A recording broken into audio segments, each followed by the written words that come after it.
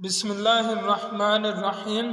حضرت ام عطیہ رضی اللہ تعالی عنہ سے روایت ہے، وہ فرماتی ہیں کہ جب رسول اللہ صلی اللہ علیہ وآلہ وسلم کی صاحبزادی حضرت زینب رضی اللہ تعالی عنہ کو غسل دینے لگے تو آپ صلی اللہ علیہ وآلہ وسلم نے غسل دینے والی عورتوں سے فرمایا، غسل داہنی طرف سے دو اور اعضائے وضو جو ہیں وہ اس سے ابتدا کرو۔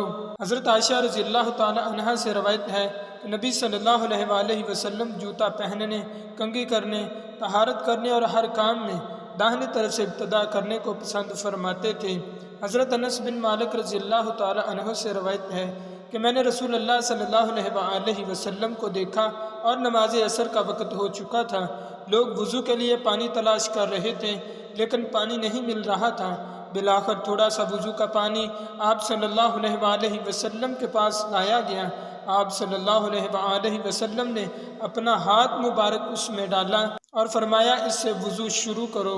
حضرت انس رضی اللہ تعالی عنہ فرماتے ہیں، میں نے دیکھا آپ صلی اللہ علیہ وآلہ وسلم کی انگلیوں سے پانی پھوٹ رہا ہے۔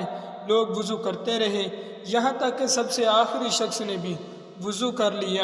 ابن سیرین سے روایت ہے کہ میں نے عبیدہ سے کہا، ہمارے پاس نبی صلی اللہ علیہ وآلہ وسلم کے کچھ بال ہیں جو ہم تک انس رضی اللہ تعالی عنہ یا ان کے گھر والوں کی طرف سے پہنچے ہیں۔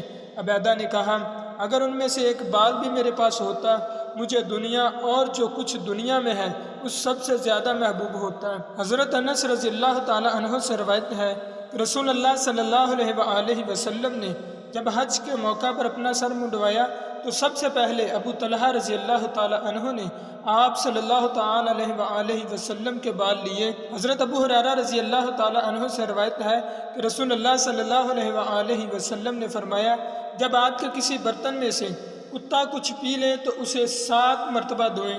حضرت ابو ہریرہ رضی اللہ تعالی عنہ سے روایت ہے کہ نبی صلی اللہ علیہ وآلہ وسلم نے فرمایا، ایک شخص نے ایک کتا دیکھا جو پیاس کے مارے گیلی مٹی چاٹ رہا تھا۔ اس نے اپنا موزہ اتارا اور اس میں پانی بھر کر اس کو پلانا شروع کیا یہاں تک کہ وہ سیر ہو گیا۔ اللہ تعالیٰ نے اس شخص کو اس کے بدلے جنت میں داخل کر دیا۔